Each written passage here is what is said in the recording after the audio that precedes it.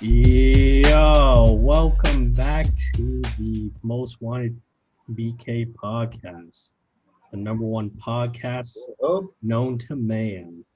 Appreciate you coming back. We're excited to talk about several different things coming up, including league updates, news, a recap, a forecast for this coming week, and some other interesting little segments. But here today, we got the commish, Blake, starts. He is a big trust fund. Right. And then have me, Kill Me This, Kyle Saban. I'm freshly 2-0. I think Blake is looking for his first win. How does that feel? Oh, it's coming. I feel it coming. It's a good week. Well, let's go. Yeah. Well, that's good. Well, yeah. Well, we just got done kind of reviewing Thursday night football. Do you have any quick reactions about that game? Well, Dolphins versus Jacksonville. Not a whole lot of expectations. Kind of your typical Thursday night matchup. But I actually had a lot of skin in the game with Jacksonville.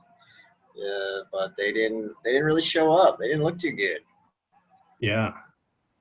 Jacksonville, yeah, I've had high hopes. I thought this was going to be a back and forth, and I thought Minshew was going to come through. But what really stuck out to me was the two running backs, Myles Gaskin and James Robinson. I think those might be the real deal coming down off the waiver wire. So great pickups if you were able to scoop them off the waivers that way. But yeah, interesting, those two teams. Yeah.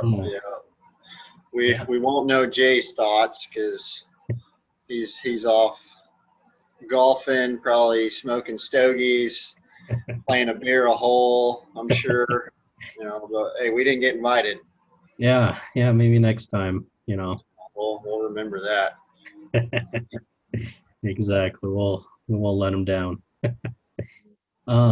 But the commish, are there any league updates that's going on right now? No, there's really nothing. I think we got the IR, the COVID IR slot figured out. So yeah, I really got nothing to report. Yeah, seems like it's pretty much straightforward right now. But before I forget, I do want to give a couple of shout outs.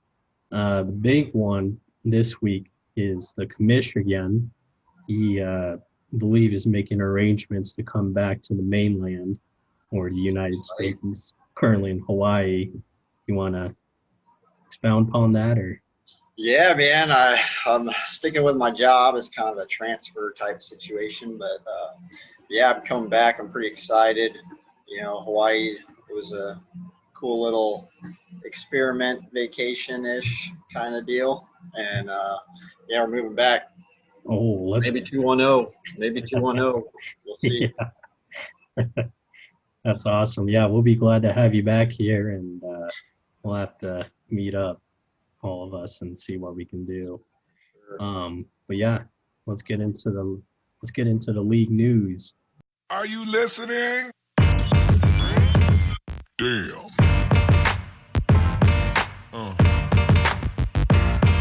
Yeah.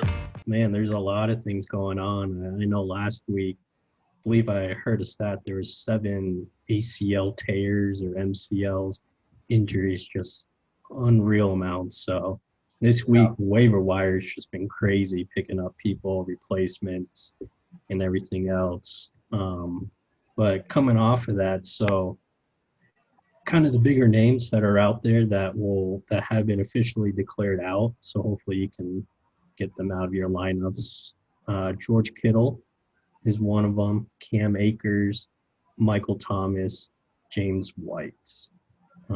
Those are kind of the bigger names that are officially out. And don't forget Saquon and CMC, just throw those in there. Yeah, exactly. Yeah. I believe Crazy. Saquon's out for the year, so that's unfortunate, but CMC is on IR, so he's officially eligible to come back in 3 weeks, but they're expecting up to 6 weeks. So hopefully you got Mike Davis, paid some fab money for that. So I don't know. yeah, We'll see on that one. We might talk about that later. yeah, okay. But yeah, and then also because I know Blake, you have Julian Edelman. Some news popped up that he's questionable, along with N'Keal Harry. We already know that James White is out. So, I mean, do you see any production out there? Are you wanting to get anything in there, or are you just kind of staying away? I mean, he's staying in my lineup until I get the official word he's out. It didn't even say game time decision. It just has him questionable. I mean, he's pretty much got a Q next to his name every single week. I mean, that's how it was last year for those who had him, and I expect the same this year. I think he misses at least one day. He sits out of practice, so he pretty much always has a question mark. And throughout the week, they usually say in the news that it shouldn't put him in jeopardy for playing the game. So I would expect him to play. If he doesn't, Patriots are going to be in trouble, but we'll see. Yeah, that's something that's always along with him, is that big question mark every week, but he somehow pushes it through and plays. But some other big names that are questionable that you need to stay up to date with: Devontae Adams and Kenny Golladay. With those, I expect Kenny Golladay to be present or be able to start this week, which will be a huge boost for the Detroit offense. But Devontae Adams, yeah, I'm not sure if he's going to be back. And so, Blake, do you have any interest in Alan Lazard or I have interest. I actually have Marquez on my team, and so that's really where my interest is. But I don't know. I mean, the Green Bay is on fire right now. You want to have somebody on Green Bay on your team, and it's as good a week as any to play them. Big game versus the Saints. So yeah. So I wouldn't hesitate throwing in either of those backup wide or second tier wide receivers there. But Kenny G, he hasn't played yet this year, right? No, yeah, this would be his first game.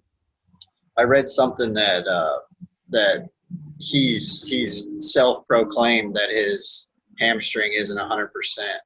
Oh, wow. That he knows he's not quite there yet, but he hopes to still play, and that's a little concerning to me. You don't really want to hear that. Yeah. I admit that he's not quite ready, but still wants to go out. I don't know. Yeah. So, yeah, no, that's a good insight. Yeah, I didn't know that. So, yeah, definitely keep an eye out for that and kind of temper your expectations if he does play in that way. Another game time decision is Jerry Jeudy for the Denver Broncos. I wouldn't be looking for any pieces other than Noah Fant and Melvin Gordon. They had Jeff Driscoll in heading that team, so just bad news all around. Bad news. Now another kind of interesting fact that just came up today. Darren Waller and Josh Jacobs are both questionable. So that's surprising. It's never good to have end of the week coming on the injury report. That's never a good sign. So hopefully they come back. Do you, Blake, do you have any interest in any of the Raiders or backups? That is a big piece of news for sure. Those guys being questionable. I mean, they're looking like solid locks week in, week out. So I don't know. I think you just got to watch that one pretty close and and see what happens. Hopefully they're good to go because Raiders were looking pretty good. Yeah, they looked really good, beating the Saints the other week. So yeah, hopefully they can get back together. But yeah, I mean, if those two are out, I don't have any confidence in their backups or anything. So Right. personally, I would stay away from them. I'm sure there's going to be one or two pieces, but you just don't know. Now, last bit of information that I saw was Deebo Samuel. He could be a real key piece once San Francisco gets over the injury hump. And Deebo looked real good last year, so keep an eye out for that if you're able to make trades, or even if he's on your waiver wire, definitely go out and get him. And I think he's going to be a good start here in the next couple of weeks. So that is the up-to-date league news. Alrighty. Well, let's kind of switch gears now and let's get into the week 2 recap. Now, in this one, the first segment that we have is the BK plays of the week.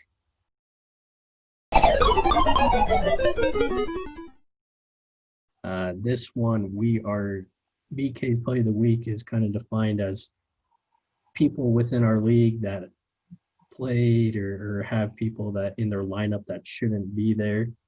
Did really bad. And so let's go off with the first one. Looks like somebody started Kirk Cousins and got negative 0.35 points. I've never seen that. Have you, Blake? I've seen negative.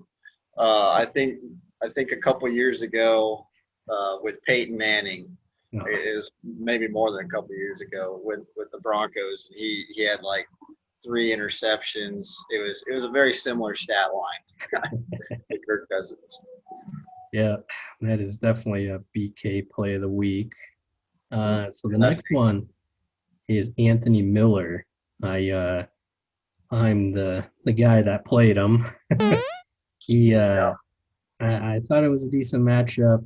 I was completely wrong. He scored 0 points against, I believe it was the New York Giants, correct? So I think that's right. Yeah, that put up a goose egg for you. Does that scar you? Does that make you never want to play again?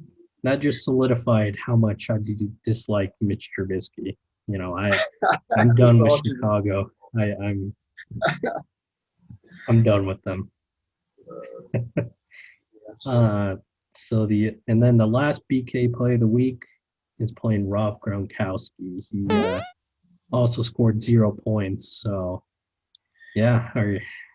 What do you do with him? Big name, doesn't produce as of yet.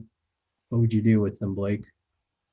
Oh, I would drop him. Good old Jeff. I think he played him in week 1 too. It's like he's not projected well. He's not being used. He doesn't look the same. I don't think any of the forecasts going into the season were really all that positive with him. So to play him consecutively, I think that's for sure a BK play of the week. Yeah, definitely. Yeah, I even heard reports that the only reason why he signed with the Bucs was the block. So that is another kind of indication that things aren't heading in the right direction for him. So now, let's get into another segment. Coulda, shoulda, woulda. So this segment is kind of what we're taking from NFL plays that should have been fantasy relevant for somebody else, but it just didn't happen. Last week, I believe we talked about Michael Gallup missing a big receiving yards that could have turned his whole fantasy outlook around.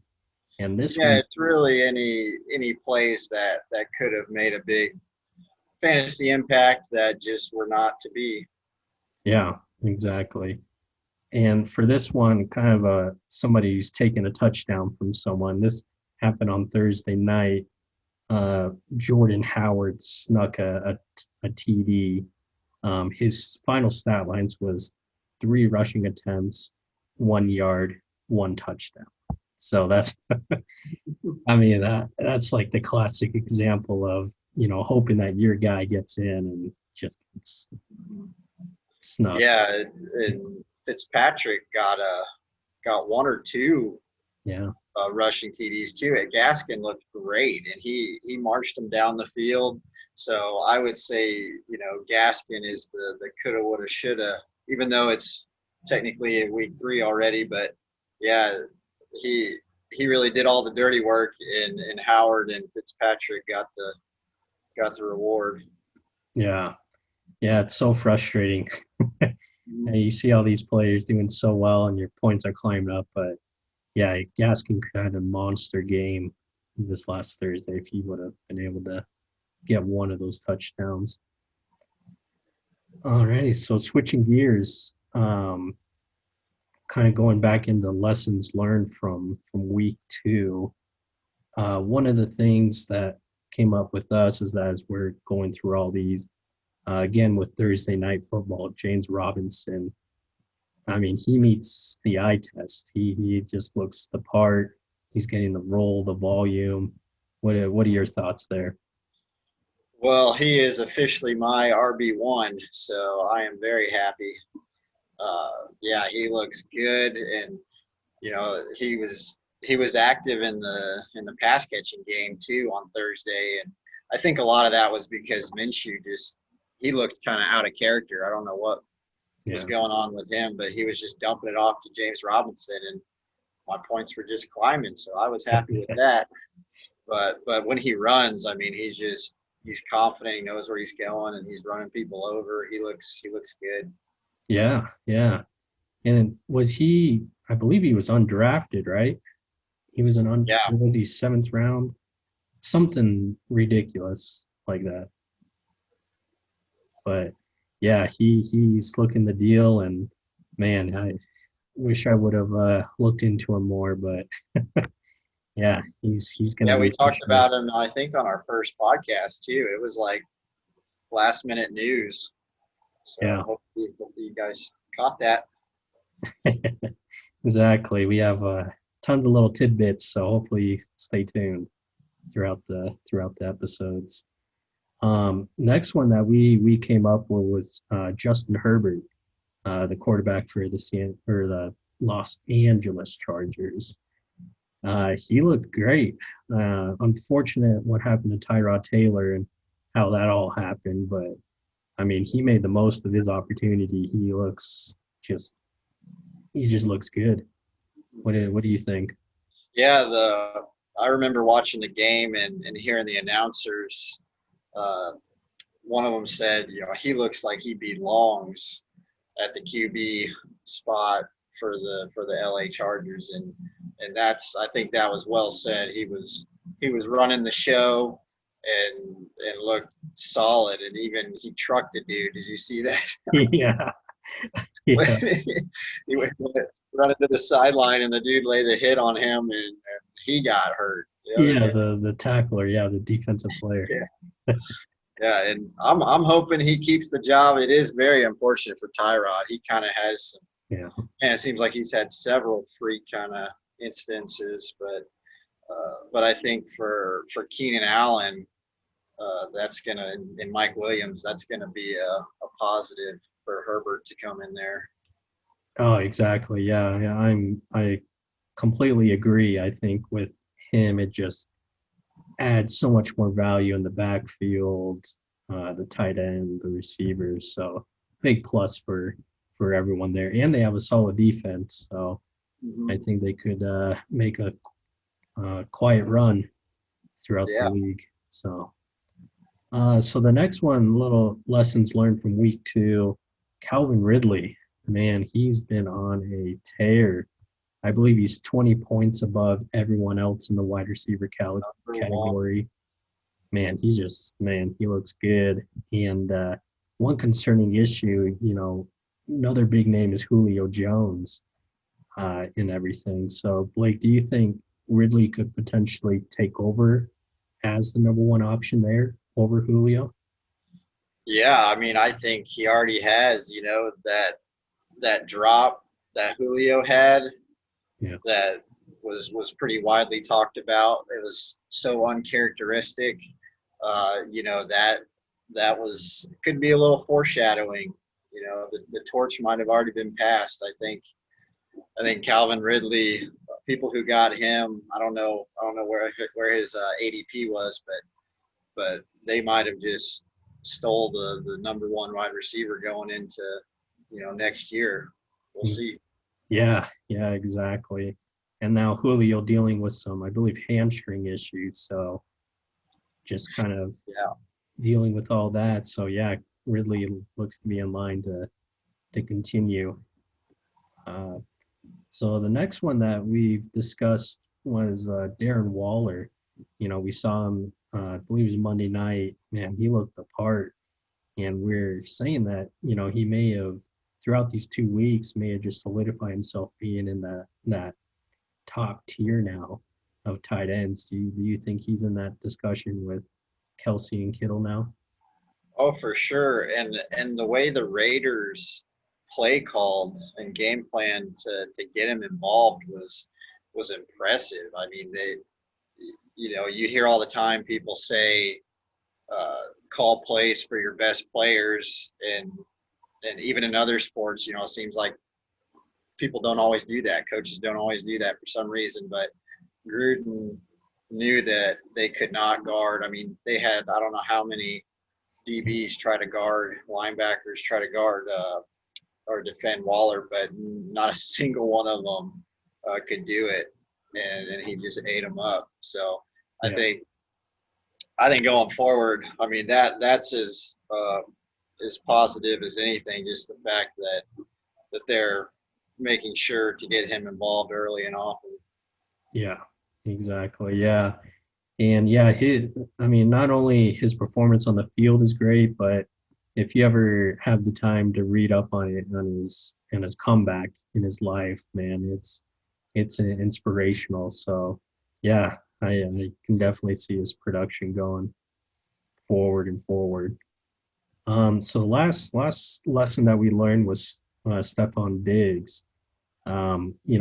I think he came into the draft kind of people are still a little iffy. Can he be productive? Can Josh Allen be consistent enough downfield? But through these 2 weeks, man, it looks like he's another steal in the draft. What are your thoughts about that? Yeah, I was definitely one of those that was very skeptical. Bills, I just never really know. Maybe I'm stuck in the past there Yeah. because Josh Allen looks pretty dang good too. Oh yeah. Uh, but yeah, Diggs. I mean, he's just racking up those yards, and and so we'll just hope that keeps going for all those people who drafted who took the plunge on Diggs there. Hope he stays healthy too. He sometimes Mhm. has issues with that. Yeah, exactly. Yeah. All righty. So those were lessons learned from week 2. So yeah, within our league, let's get into the trades that happened. So getting into the trades from last week, the only trade that happened in our league was T.Y. Hilton for Larry Fitzgerald, Golden Tate, and Johnny Smith. I was actually the one that was part of that trade. I traded those pieces to get T.Y. Hilton, but I've been hearing some chatter that this might be an investment.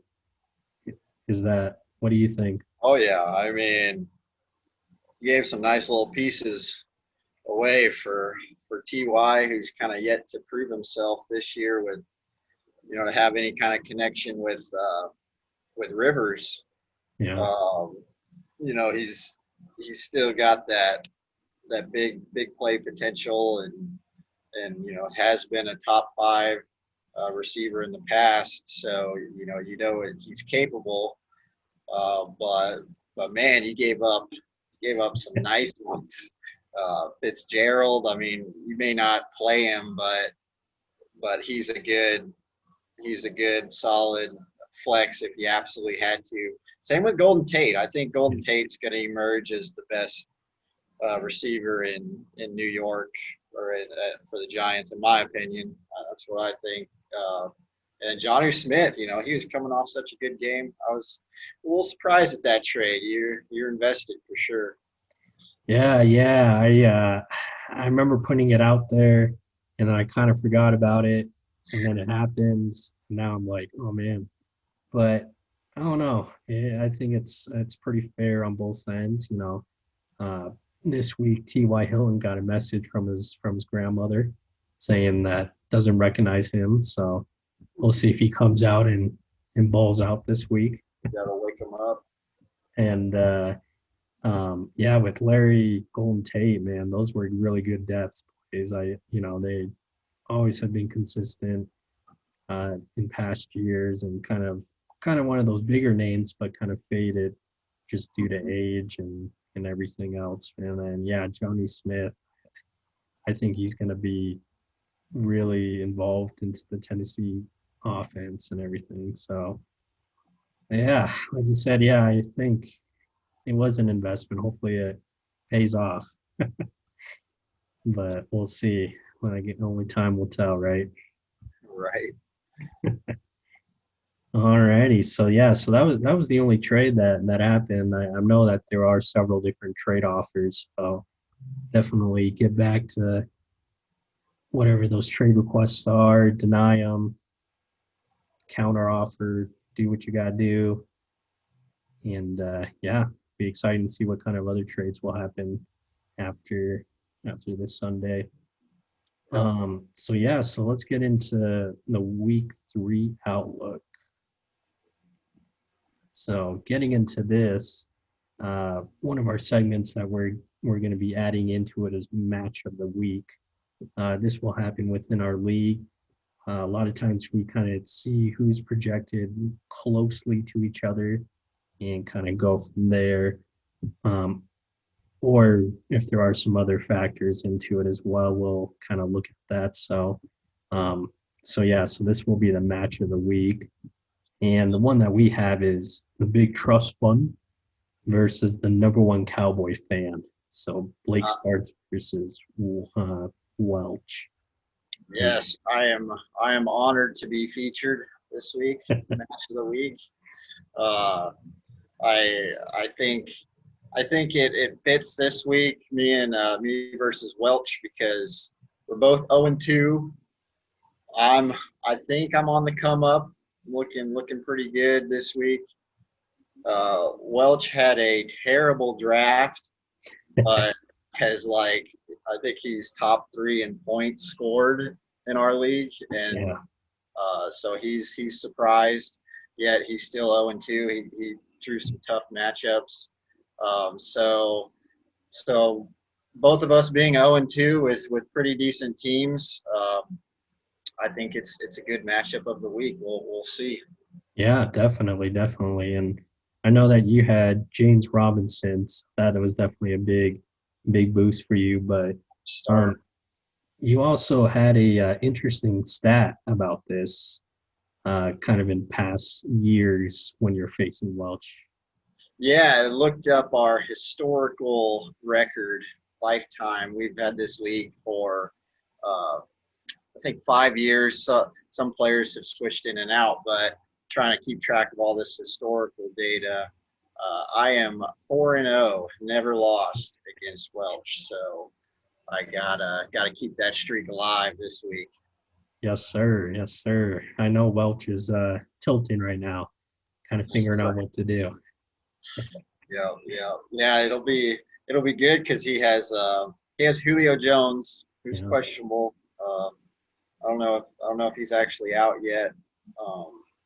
But yeah, we got a good little matchup, and he's got Kenny Golladay too. So if they both play, it'll be close. Yeah, definitely.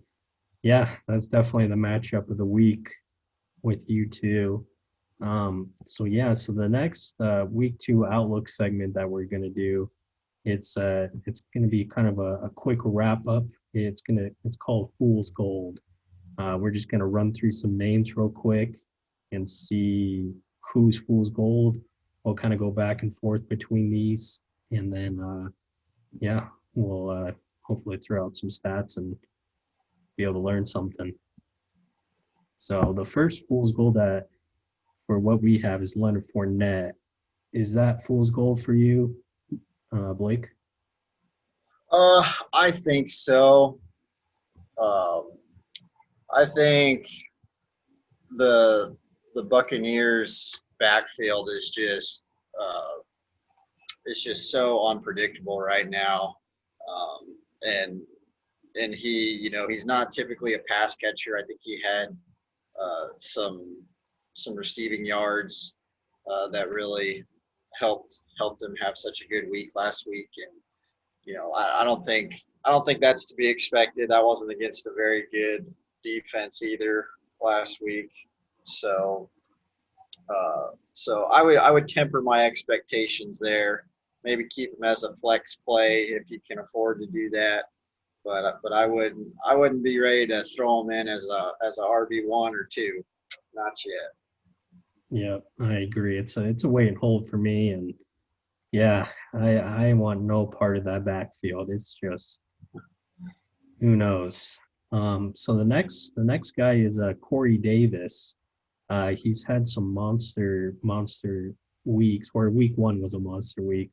Week 2 kind of came back down to earth.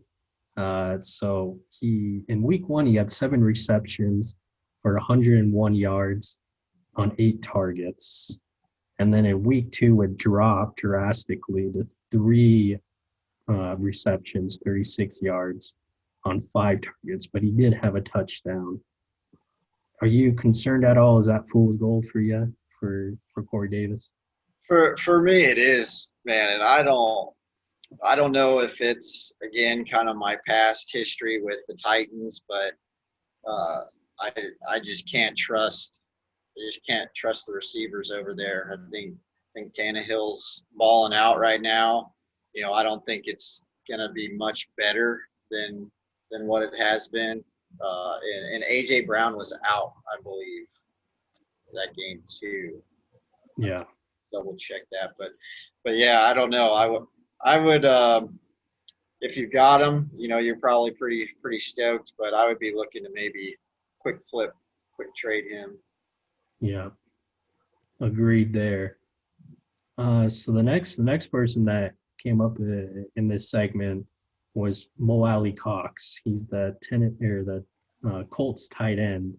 If you ever seen him, man, he is just a beast, and he is, yeah. And so kind of his production. So in week 1 he had 2 receptions, 20 yards on 2 targets. So really wasn't that relevant. And then last week he had 5 receptions for 111 yards on 6 targets. So big drastic jump up from there. Jack Doyle could have influenced that, but in your eyes, is that fool's gold? I don't know. I'll be honest. I didn't really get to see much of that game, but I have to be excited. I have to say things are looking up. I mean, he didn't have much of a expectation to begin with, so 5 for 111, 6 targets. I mean, that's pretty good. And Phillip Rivers has been known to treat his tight ends well. Jack Doyle was on my radar, so I was surprised that he hasn't really panned out too much. But this guy, I think it could be something. It could be real gold. I don't know. We'll see. Yeah. As you were talking about that, I wonder if Phillip Rivers thinks that he's thrown to Antonio Gates. Yeah, could be. He's like, oh, Antonio's back. All right. That's right. Oh, man. So the next fool's gold that we have is Clyde Edwards-Helaire. So this one can go either way in regards to this segment, but just a quick recap. So in week 1, he had 25 rush attempts and believe over 100 yards in that game, and finished the fantasy day with 19.8 points. And then in week 2, it sort of dropped where he had only 10 rushing attempts and finished today with 10 points. So kind of a difference between week 1 and week 2 in regards to production. It could have been matchup based, but in this, do you think this could be a fool's gold situation? I kind of think it could be. You know, he's a smaller back, so I think his value is going to be in his receptions and getting those yards after catch. I don't know. He did look super good running week 1, but that's against my Texans. And you never know with them. So that would be a shocker because he was 7th overall in our league. So he was one of the top running backs drafted, even being a rookie. You know, so tons of expectation there. I'm not saying go try to trade him, but I don't know that he's going to give you, you know, RB1 numbers week in, week out. Yeah, exactly. Especially with that draft capital, you know, you're hoping that he, you know, gives you that 15 plus a week and don't really have to worry about him. So definitely a good take on that. So, well, I wanted to add in though Devontae Freeman. I don't know if you're done talking about Clyde, but I want to make sure we talk about the Freeman because that's pretty big news. Yeah, I think he went for 57 fab dollars in our league. So yeah, somebody was real excited. But yeah, I mean, that's definitely a great addition to Fool's Gold. It's just hard to believe that he'll just be the number 1 guy right away. With Wayne Gallman, Dion Lewis, and them in the backfield, and plus that O-line. I mean, they couldn't hold anything, and you know, we perceive Saquon to be this pro athlete, just unworldly talent, but yet he can't even rush with that O-line. So, yeah, I mean, if you spent a lot of money, I mean, you kind of have to play him or try to see what you can do and having hopes and that he turns into something. Otherwise, fool's gold. Fool's gold, yeah. The Giants backfield, you know, they're right up there with the Bucks. You know, it's just a box of chocolates back there. You never know. And Devontae, I mean, I hope it works out. I really do. I like Devontae. You know, he was a beast in Atlanta, but it's hard to get too excited. I know in our league he went for 57, like Kyle said, and I think he might have had a little sneaky trade aspirations on the side that he figured out real quick. Nobody was interested. So you might be stuck with them. Yeah. And now you're just hoping, if you're unable to trade him, now you're just hoping that he performs. But man, that's going to be a sort of a long-term investment for me with that one. So, but yeah, well, those were the fool's golds of this currently in the NFL. So we have coming to the end of the episode. Like we said before in past episodes, if you have any suggestions or anything that you would like us to talk about, get in contact with us. We would love to hear some feedback, see what we can improve. We're adding these segments in and kind of trying to incorporate more into each episode. So appreciate you staying with us throughout this entire time, and take this advice for what it is, and hope to win your week this week. Thanks for watching. Later. Signing off.